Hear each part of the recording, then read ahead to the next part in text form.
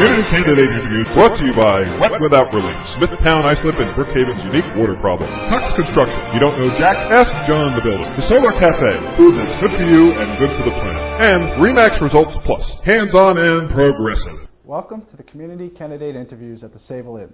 Over the past few weeks, Islip.tv, the Suffolk County News, and the Islip Bulletin have received videos, emails, and letters with questions for your political candidates. Now, for the first time ever on Long Island, through the magic of the internet, you are part of the interview. I'm Ryan McGarry, reporter for the Suffolk County News and Islip Bulletin. With me today is John Bugler, running for the 8th Legislative District of the Suffolk County Legislature. John is endorsed by the Republican Party. John? Ladies and gentlemen, I wish to thank you for your time and patience to come on board this medium. You might want to know why I'm running for this elective office.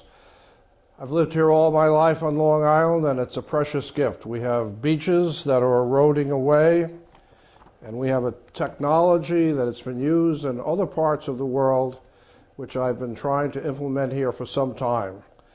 If elected to the legislature, with your help, I will see that this gets implemented at least as a test in Orient Point. And if it works, and you can go on my website and check out how this does work, this can save our beaches without having to dredge and destroy the equilibrium of the life that is out there to begin with.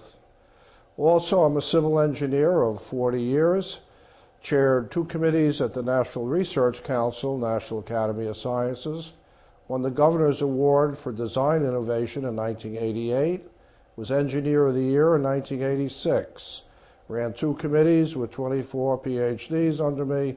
We made a serious contribution to highways and bridges and safety worldwide.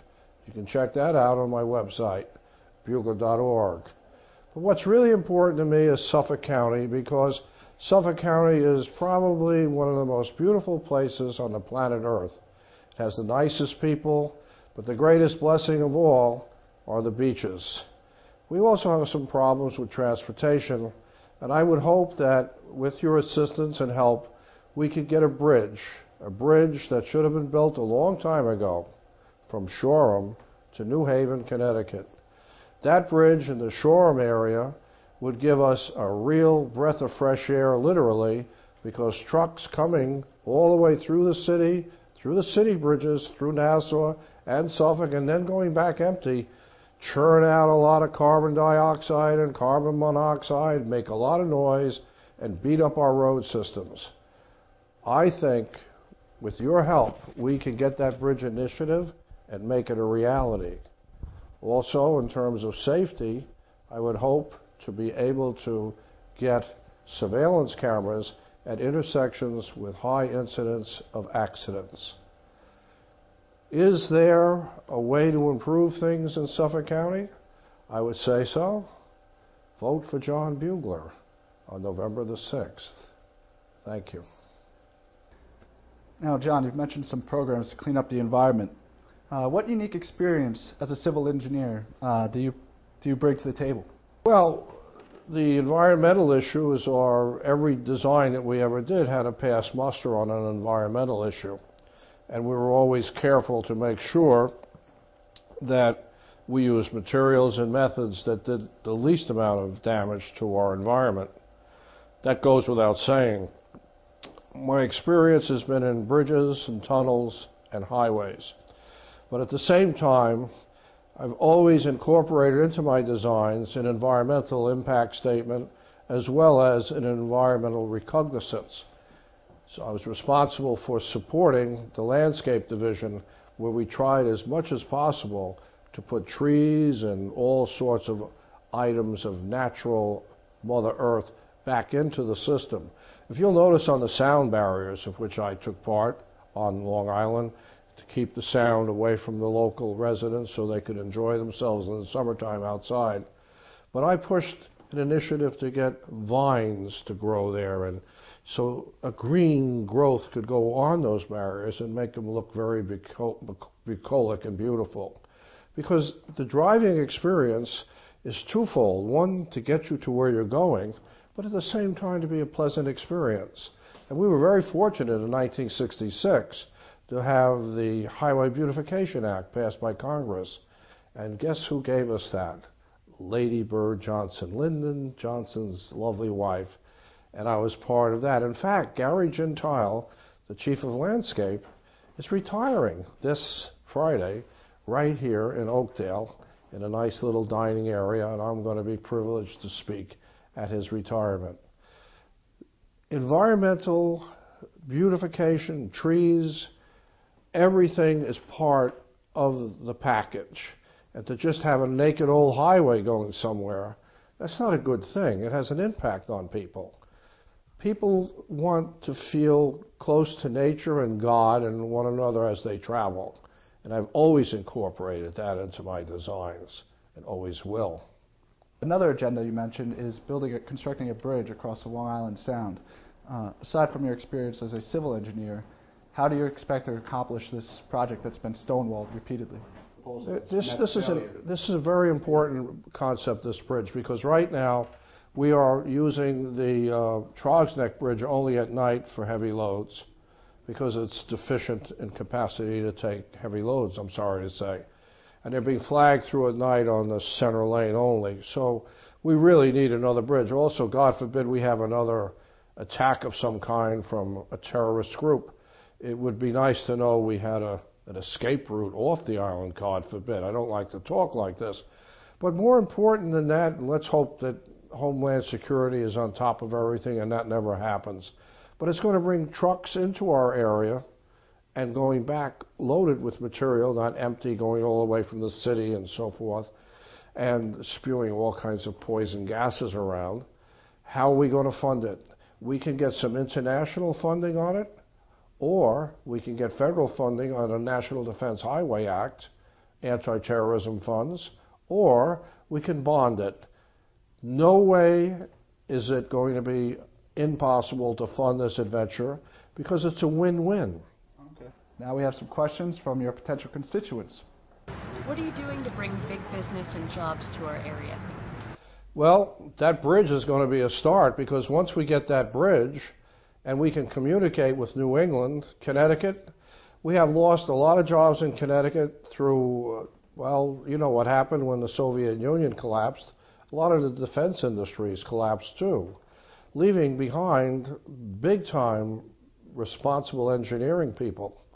We can start up a whole bunch of ecological resource management studies to perhaps bring more of the people from Connecticut and New England into our area with the bridge.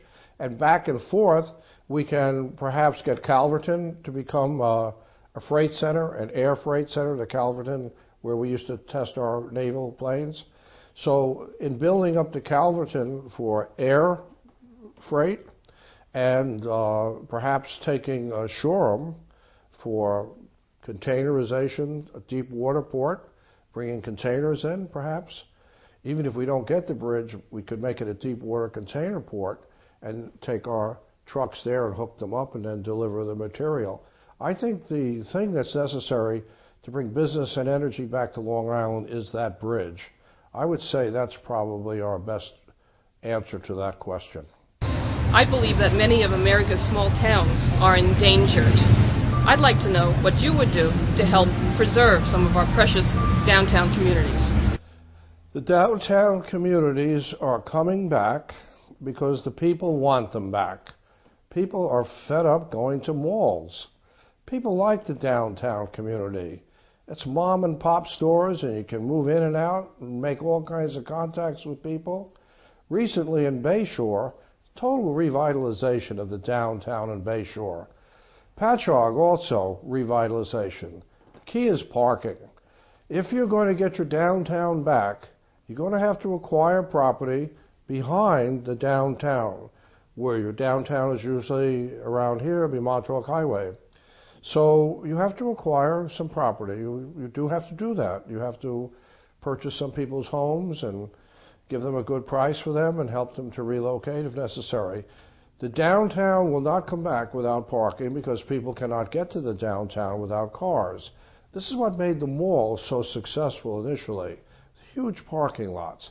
But it took away something precious, the flavor of the downtown. We in Sayville have a beautiful downtown here, but they have good parking here also. So if we work together, as we did in Patchogue and Sayville and Bayshore, and take care of the parking problem, we can bring back the downtown. The key to success is the people supporting the downtown. And from what I'm able to see and hear, that will happen. And one more final question. Many say that Levy's policies are anti-immigrant. Some say they level the playing field for contractors in Suffolk. What's your opinion? Well, Levy is looking out for Long Island. He's looking out for the workers and the people. The people who come here illegally shouldn't be here in the first place. They should go home, fill out their papers, and come back. These people are very important to the future of our country. However, some have criminal records, some have tuberculosis, some have other communicable diseases. We don't know. My mother came here in the 20s, and she had a strip and cough hard. They checked her to see if she had TB because she came from Ireland. So my mother came through the process. All people coming to America should come through the legal process, and we welcome immigrants to America because they're the strength of our country and our future. Well, that's all the time we have with us. Thank you, John Bugler, for being with us. And don't forget to read the Suffolk County News or ISO Bulletin for additional coverage on your political races. From the fabulous Sayville Inn, this has been the Community Candidate Interviews. I'm Ryan McGarry, and don't forget to vote.